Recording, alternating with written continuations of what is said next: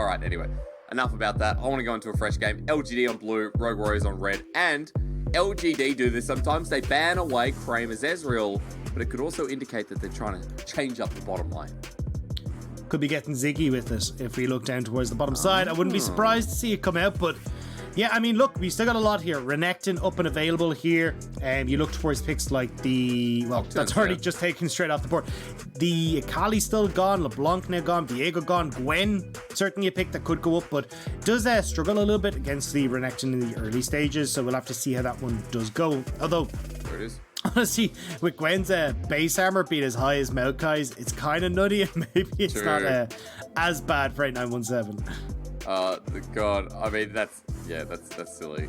Nocturne picked up Varus as well, another 80 carry that's kind of fell through. Just remember that it's things like Nocturne, Rumble as well, up towards that top tier priority. And Shadow's Rumble hasn't been the worst, so feels like here for LGD they might snag that one away, and we could get a glimmer in what's going to happen in the bottom lane. Shadow on your screen there, looking pretty happy, and there we go. Another OP pick, hits the Rift, 4 for 4 so far, Dagda. Well, we still have... Five okay, let's make it 5-5. The big one that's actually standing out for me is Karma. Karma is still here on the board for these guys, and we talk about like Karma Senna. We know that LGD play things like the Zig Senna. They brought it out before, so I definitely think like Karma a big one, Senna a big one, the Zigs that we already highlighted for LGD a potential here. Especially they do like to play the Zig specifically into the Varus matchup. They like to do it where you can just poke them out, push back the Varus, and then you just outscale the Varus and do things better than he does, especially when it comes towards that range. And you've already got the Rumble pairing. We saw this against IG, where you just go 1-2 punch, equalizer, Mega Inferno Bomb, bye-bye Betty. Yeah, it's as simple as that, right? You're going to be in so much pressure in that bottom lane. Even in the solo lanes, right? The setup's great here. When you have Renekton, when you even have Lee Sin too, a lot of burst damage coming through. So options already available for Shadow, and as we're talking more about the bottom lane, let's note that no supports have been picked up. Rogue Warriors already taking away things like the Thresh. Expect maybe Leona, Nautilus as well. Not a bad pick for Mark. There's the Zigs. Only against Kramer, man. I'd be upset if I was Kramer. You're right. This would have been even a fun comp to pick the Zigs into. Yeah, I think Senna Karma will be busted for LGD. Like, we've seen how strong that bot lane is, but already you've got like a bunch of tanks that, you know, are building Gore Drinker, they're getting a ton of shields, like a bunch of Sterix users. Senna Karma just fits into that so damn nicely. And when you're looking at a composition that really wants to try and burst you out in one punch, when you look toward Haymakers, the Paranoia coming through from the Nocturne as well, I think it would suit so well for what LGD are trying to do. They had the set in anyway, 4 picks. Dagda that I think is still pretty good. I mean, we're going through a draft that looks stock standard for the meta. Picks that are top tier. The Diana's worked its way in, and no other regions really looked at her as convincingly as the LPL. Like, it's been our kind of bubble, as they lost the Ziggs in the bottom lane, so LGD are just saying, forget it. Let's go Kalista, most likely Nautilus.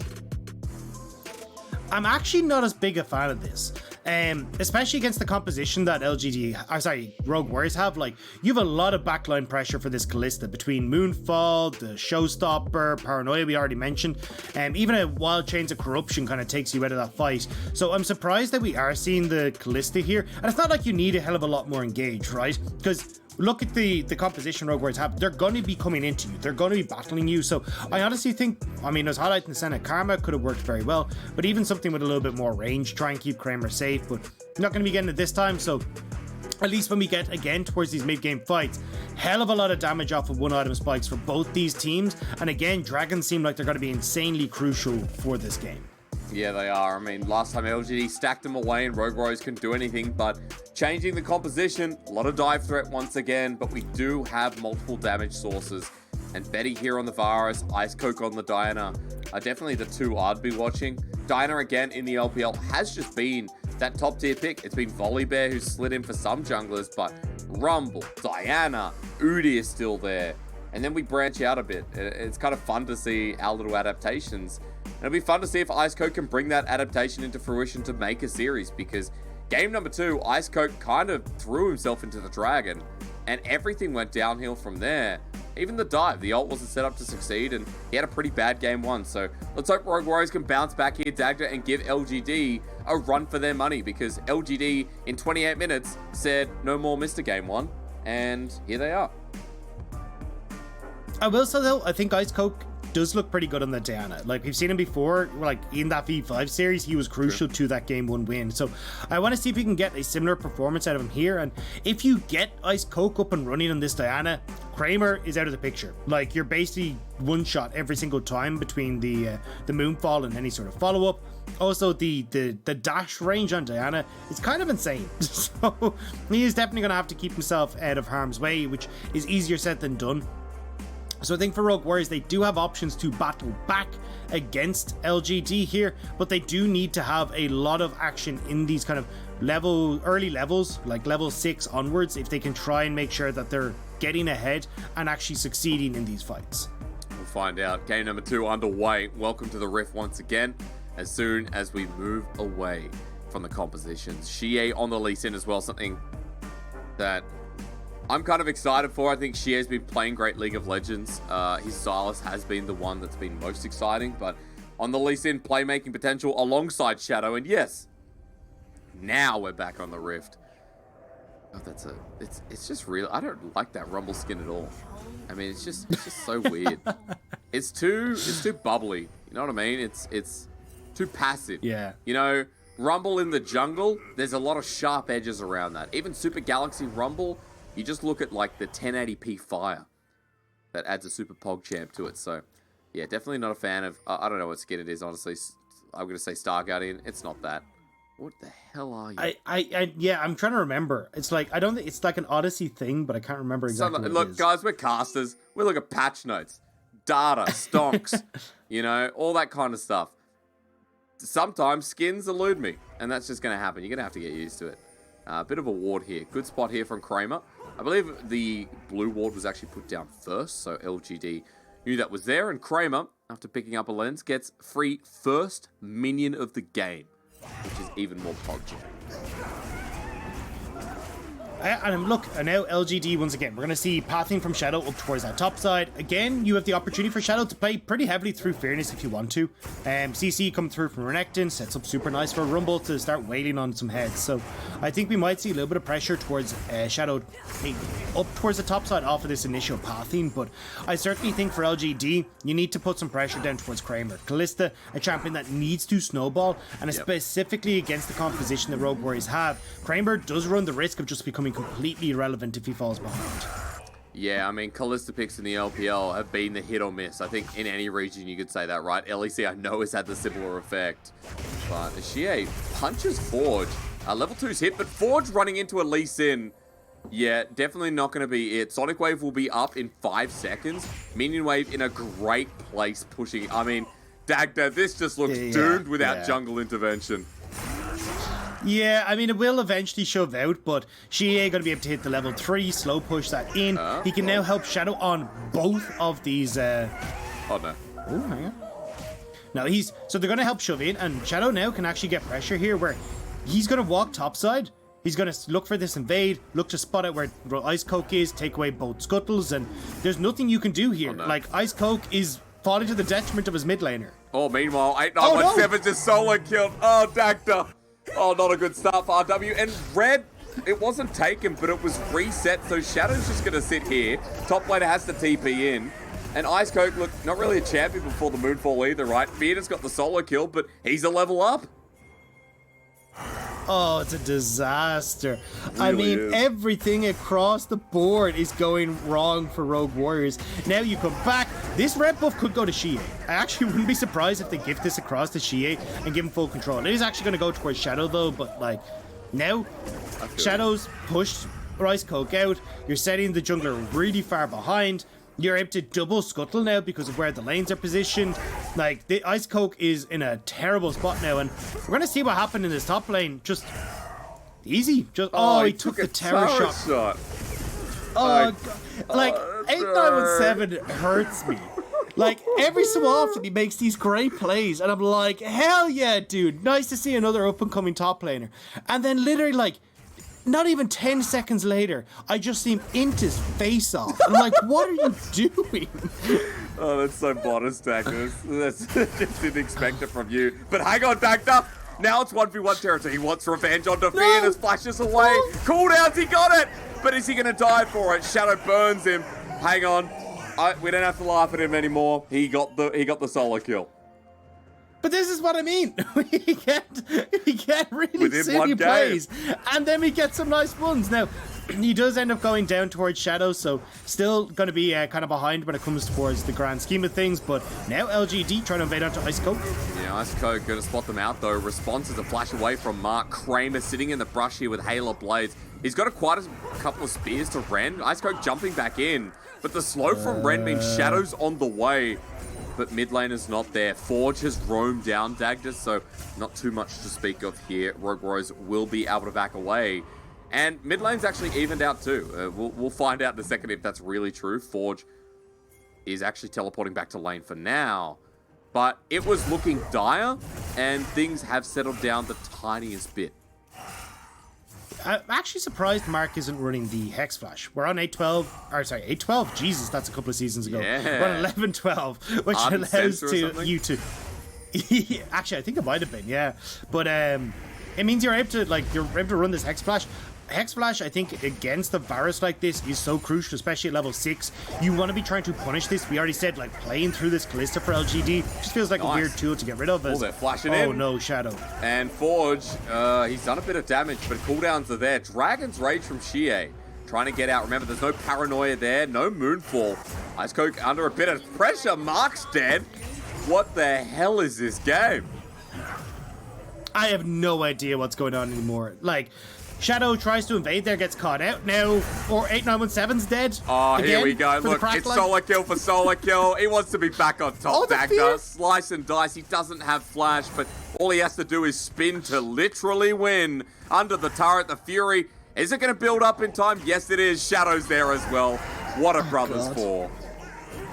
And he survived so long, he just gave the assist to Shadow. If he just gone down, it would have been fine. But now, invade on top side again. We're rocking and rolling, hysterics. Oh, yeah, we are. Ice Coke, 10 CS down, 2 kills down, and Shadow picks that one up. And Venus able to push the turret, pick up the turret plating as well. And after about, 30 seconds ago, I said, man, it's stabilizing. Things kind of go, balls to the wall once again. Mark died here, Dagda.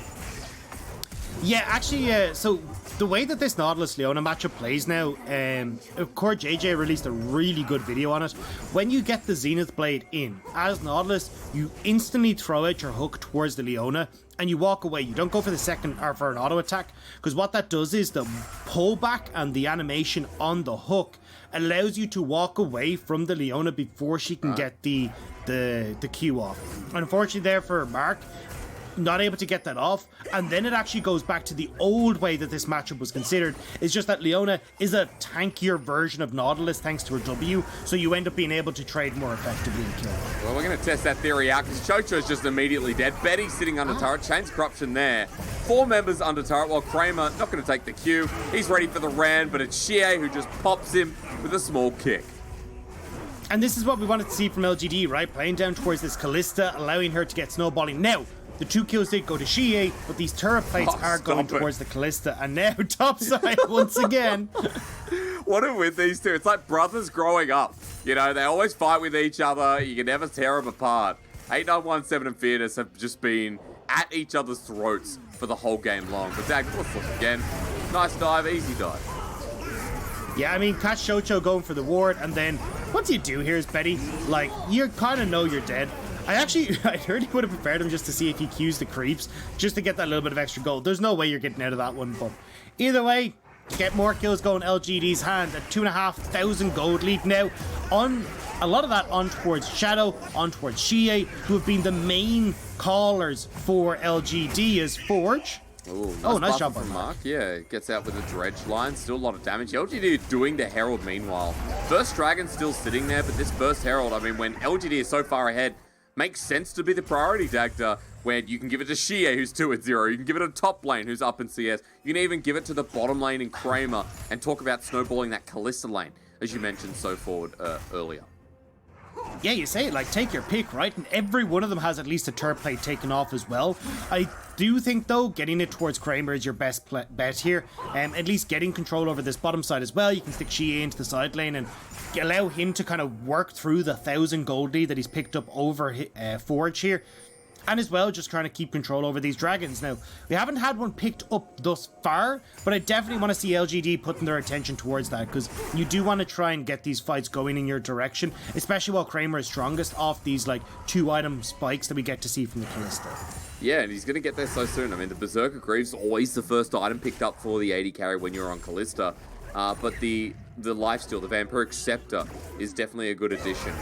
Just waiting for Shadow if he does end up going down there. Because for now, I mean, Xie has the wave pushed out. Fearness does as well. Shadow crossing the map, that's a very good sign.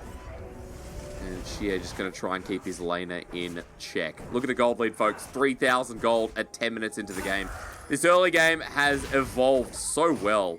And Shadow, not going to listen here, Dagda. It looks like, well, maybe he is. They're just going to beat the turret themselves. No? Okay, go. Yeah.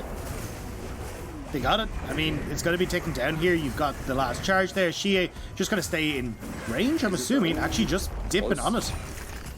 Yeah, but still, they're just trying to move. 2 members mid. All right, cool. Rogue Warriors bot lane. Hello Where do you again. go? Where do you go? Depth charge, Fate's Call, minion wave there. There's a teleport ward on the side, and teleport coming through. That's the ulti coming in from 8917 into the realm. Moonfall as well. LGD have walked into a trap, and immediately 3 are dead. That was not a good play, and they walked right into the open arms of Rogue Warriors. Fearness and Xie like, what the hell do we do here?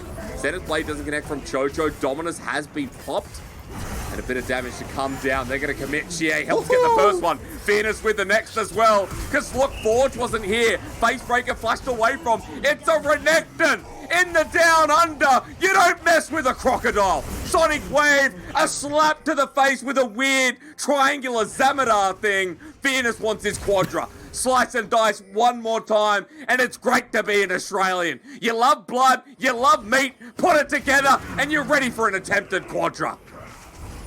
And when in doubt, hysterics, fight is out. It's the LPL mantra. It's what we cheer every time we come into these series, and LGD living and breathing it in that instance. They are backs against the wall, they're cornered, and they just decide to kill them. It's easy. I love that you say they decided to do it. I mean, you're right, backs against the wall, and this 2v5, 2v4 I'll call it, because Forge wasn't in range. Just took them apart. I'm so impressed here. 4-0-3, 4-1 and 4. I thought, Rogue Warriors going to make this competitive. But no, never mind. The solo laners were in such good positions, and now they've benefited from it further. The Herald was used before. It set up mid-turret. First turret blood was achieved as Xie down in the bottom lane. The Lee Sin has Gore Drinker. 1v2, they can't kill him. And with the Rumble flanking with Mark, it just goes from bad to worse. Oh no, Mark going golden, holding turret aggro. LGD are just getting this game under their thumb. 6-0 for Xie, 4-1 for Fearness. The ability for LGD to play through their solo laners and decimate Rogue Warriors bot side is just continuing. Now, turret gone mid, several plates gone bot. You've now got Fearness, who honestly, 30 CS lead, 2 kill advantage, is going to be able to punish 8917 so hard in this top side. Maybe look for the dive. It's a 2-level discrepancy here. He just does so much damage. Slice and dice out of range. 8917. Why would you walk back in? Yeah, please leave. He's going to sit at turret. No TP here though, Dagda. And plating's up for another 45 seconds. 50 seconds at that, excuse me. So Fearness will be able to push this. He'll make that a 40 CS advantage as well. Xie has an open mid, so he's been roaming. And dude, I thought, again, this was going to be so competitive with the good team fight, with the good pick from Rogue Warriors, but these solo lanes are just hell. If 369 has a dice that he rolls and it can land 3, 6, or 9, does 8917 have like a 100 die that he just rolls and it's either 89 or 17? I was going to say, Jack, I just have no idea. Maybe it's a 10 die and it's 8, 9, 1, or 7. You know, maybe he can roll a 1. It's just been slightly loaded. yeah. This game, like, I don't think this is a one game for sure. It definitely feels like it would be a... If it was 369, it would be a 3. It has been a rough lane for him. He got the solo kill in return, but Shadow has been everywhere. And this is what we talked about with LGD. When we talk narrative about this team, we talk about the structure that Shadow has brought into the team and how this team is just on the same wavelength. Even when they make mistakes, Xie and Fearness in that play before were just so coordinated at picking apart Rogue Warriors by the pieces. And dude, it's an 8k gold lead. What has happened? I mean, it's just been non-stop action, right? And almost every time it's been LGD coming out on top. Even the one play where Rogue Warriors, I thought, did a really good job of covering their bottom lane. You know, you got the paranoia that came out, starting to cause a little bit of dissent in LGD's camps because they don't know what's going on. Even then LGD come out on top. It's just LGD all the goddamn time here. Well, game number 2 looking fierce enough. I don't know what you do if you're Rogue Warriors at this point, Dagda, because you have a Varus who looks like he is going to be continuing lethality. Of course, when we see the Manamu, that's what we expect. And sure, Kalista, Lee Sin, Renekton. It's not like LGD have a huge amount of scaling, but the game has to go on for at least another 30 minutes. We have to look towards that paranoia, the set ulti, and the damage that comes through from the Diana, from even the Varus, right, on towards a Bruiser-style comp. But you're hoping for a lot from RW here, and LGD are not slowing down. The Herald's going to help them push the tempo, look towards the inner or even the last outer in the bottom lane. Yeah, I mean, at this stage, it's going to become really tough, more so than it already was for Rogue Warriors. As you say, you just start to move in here. LGD are getting vision control. Forge, buddy, get the hell away from this tower. Well, can he? That's a real question. Facebreaker doesn't connect. Xie, I don't think he would have been dead anyway, but Alda's just going to go down naturally, and look at the control. LGD might not have the vision under their wing, but they definitely just have all members grouped together. The Kalista, Nautilus, they don't have the kills, but they still have the CS, they have the turret plating, they have the turret localized goal after they push down in the bottom lane. And you can see on your screen, 4 turret platings in the top side, 5 mid, 2 bottom, 640 gold for Fearness through turrets alone, and Rogue Warriors got a big fat nothing.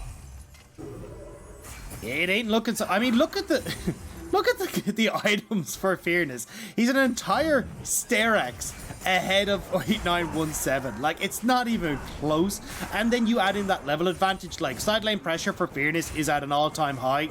Investing your stonks. Because LGD right now, they're just popping off. And I think, honestly, when I look towards the rest of this game, yes, the dragons haven't really been stacked and racked by LGD, but certainly the ability to shove in these lanes, start to group towards these big, beefy frontliners like Fearness and look for dives is definitely going to help out. This is not looking good, mate. Almost everybody just gets kicked. No. That's the end of it. Paranoia is available, but I'd be scared of the dark right now if I was the Nocturne. Have you seen Monsters Inc.? That's Mike Wazowski. Not scary, you kind of just want to give him a cuddle. So 2-5-2. And LGD on the other side of the map. It's Fearness here by himself. He has Dominus available. He's walking in. Moonfall going to be taken. Turns onto the set. Onto Forge. Haymaker for the shielding. Wow. That was close enough. Xie comes in with the TP. Sonic Wave doesn't connect. And he doesn't have a kick. Big Croc, very scary. Took 4 members. And LGD is still getting resources on the other side of the map.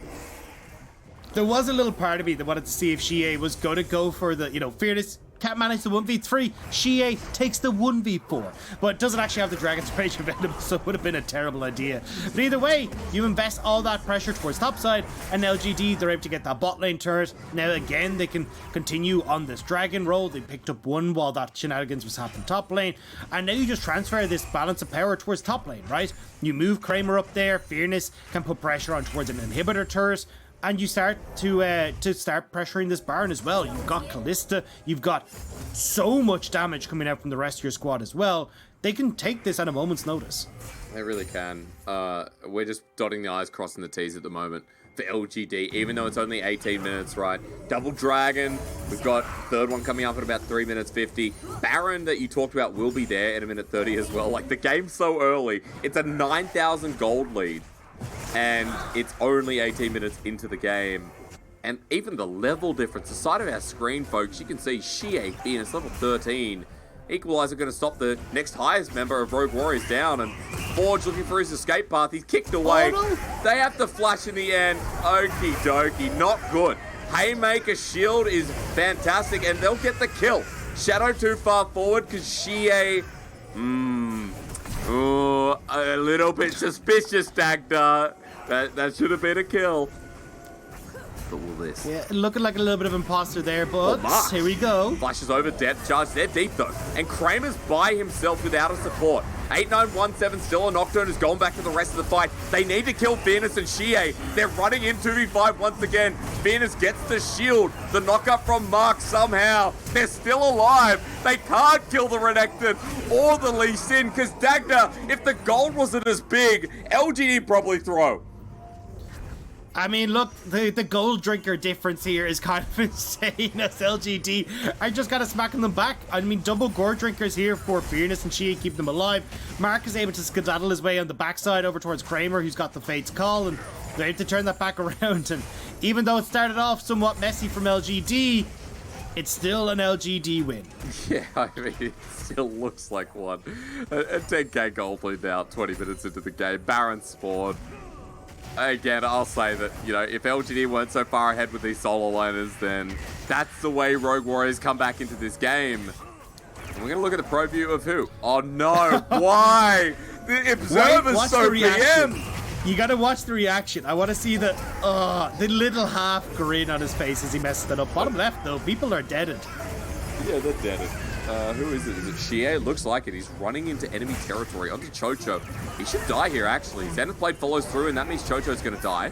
As he flashes over the wall, proves me wrong completely, and, you know, things are starting to be okay for Rogue Warriors. I think LGD Dagda. Okay, hang on. I think being okay is a bit of a stretch. They are still like 9,000 gold behind. They should get anything. LGD are definitely throwing this game a little bit, but there's a long road back to salvation here for Rogue Warriors. Yeah, how far do you think my doubt goes? I mean, you know, when Kramer's not the one overstepping and it's someone else, you think, normally the brick walls of LGD. Another kill goes down, and remember that the Lee Sin only just respawns. He's got teleport available in about 20 seconds, and that'll time up nicely with the Dragon. But Baron's still there, and while you talked about LGD's fast Baron, just note that it's unfortunate Rogue Warriors this game really don't have one themselves. It is a Diana who has Proto Belt, not something like a Nash's, which back in the day was a pretty core item on her. So LGD can always hover for this objective with the gold lead they have, with the dominance. And all Rogue Warriors seem to be able to do at the moment is look towards side lanes, find something, and get some resources so that they can scale a little bit and get into this game in like 15 minutes time. Or if LGD do more of those plays, Dagda, maybe 10 minutes. The problem is I don't think they have 10 minutes. Like, third dragon's about to spawn.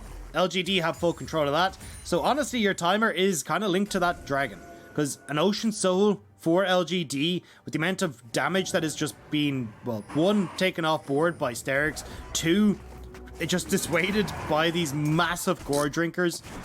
It's going to be kind of tough for Rogue Warriors to battle them back. I'm sorry, I don't want to make fun, but Shadow just missed an Electro Harpoon on a stagnant target, known as the Dragon. I guess he aimed for the wing. I'm sorry, just had to be chuckled at for the moment. Ocean Soul coming up. If LGD continue the game in this state, and if we get there, really. Baron's up. Dragon in another 5 minutes. And Dagda, now we wait. Now we wait to see what happens, because side lanes are just being managed, taken care of. Kramer sitting in the mid lane. I want to see what Fearness and Xie do with so much pressure, so much diving threat, that they should be able to take out any of those side laners for free. Yeah, I mean, at this stage, like, LGD just kind of have their... Well, we've been through it, right? They have their kind of pick of the litter here. You have Fearness played through topside, or actually I'd like to see him swap bot, put pressure on that inhibitor. You got the rest of your team being able to play towards Baron, keeping pressure there. They can look for picks if they really want to as well in the opponent's jungle. Like, Rogue Warriors definitely need to try and face check a lot of this, and you don't really have someone who can. Is actually LGD, they're just going to call it. They're just going to start up the Baron. With two people, look at how deep the waves are, especially. I mean, for Rogue Warriors, trying to just get past this line of vision. LGD are now grouping up the brick wall of Mark. Maybe not a brick wall. He could be known as a fridge.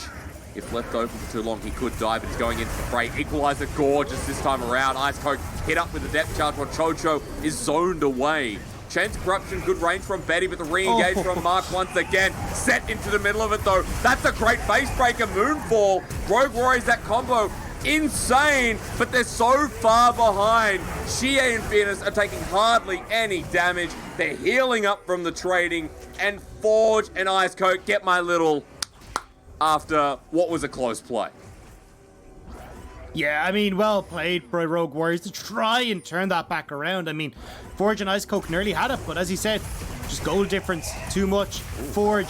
Shadow might be dead. Shadow is dead. Okay. That's the jungler down. That means... Are these two going to do Baron? Probably.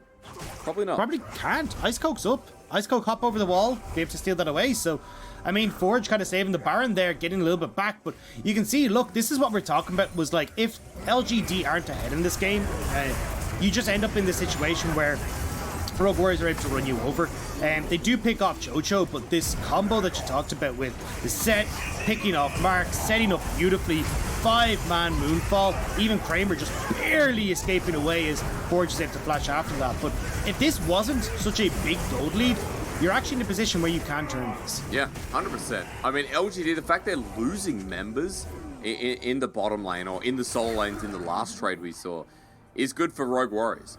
4K, 3.5 here for Shadow. That's the damage. Forge at 4.5 as well after that last team fight. So Kramer, less than a support. Yep, that's right. Oh, I didn't actually notice that. You're right. Mark did 1,200 gold.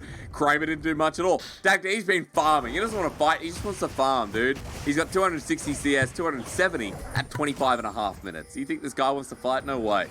Kramer wants to be left the hell alone. Kramer's all about peace and love now. That's what we've discovered. Yeah. But I don't know.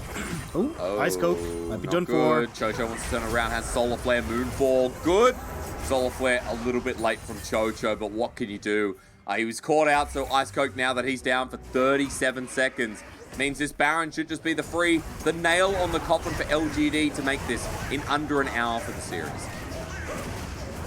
Yeah, and I mean, it means we're going to be waiting around a little while, it feels like, for our next series to kick off. We still have to wait a little bit, but LGD, confident play here, right? I mean, it has not been the cleanest League of Legends, I will say. There's been some mistakes. I'm going to put a bit of that down to, you know, when you're 9-1 on a Lee Sin, you like to try and limit test every so often, but yeah, still, Baron now going the way of LGD. They can push out both side lanes here. Fearness one side, Shie the other, Kramer, Mark, Shadow to push up mid. It means it's got to be just too far gone for Rogue Warriors, it feels like, to really bring this back. Yeah, I mean, again, I'll still put that statement out that in like 15, 20 minutes, you know, full items. I don't mind a set Diana knockdown at full items versus something like Kalista Lee Sin, but this is how it started. We missed the engage over the wall. It was a nice pick from Shie. Yeah, I mean, what? Ice Coke just that little bit too far forward. Shie gets a nice engage there to finish it off, and it's kind of heartbreaking for Rogue Warriors, right? We're trying to set them up to be like, hey, look, this is a team that every so often can have a moment, but they're just few and far between at this stage. This is another fight brewing. Mark engages the Ice Coke in the backline. Look at the deep TP. Paranoia is there, but they're all shattered by the equalizer. It's zone control city is into the backline once again. It's Forge trying to give the play over to RW, but still so far behind. Mark's having a great time. No one does any damage to him either. And LGD with 5. We knew this was the outcome. We knew that LGD were walking away happy after this one. And Ice Coke now against the wall wants help, but the Crescent Strike a little bit too late before he can find it. Dagda, now it's time to run it home. Yeah, I mean, look, Dragons be damned, Baron is taken, and LGD will swiftly take this series in a 2-0 fashion. Which is a good statement, even though it was a little bit messy in between. They were ahead through the early game. They wanted to play with their food, and after a 2-0, LGD will move to 5-3. They'll sit over WE. They'll sit under Rare Adam. The important thing is, Dagda, this team ain't a pushover. Yeah, I mean, look, a little bit messy, we'll definitely say so, but I have to say that LGD, it was confident from them, right? I don't mind a bit of messiness in these kind of games. where you're just trying to kind of stomp on them. Game 1, Game 2 was full control from LGD the entire way along. LGD played a much slower Game 1, but Game 2, they just took over, right? They were just like, cool, we're going for these plays on bot side, we're going for the dives, pick them up nice and easily. Shie's fed as all hell. Fearness is massive. They're 2v5ing literally every single fight, and it doesn't matter how much damage Kramer has to do because the rest of his team is just carrying the entire thing under their back. I'm really happy with Fearness coming into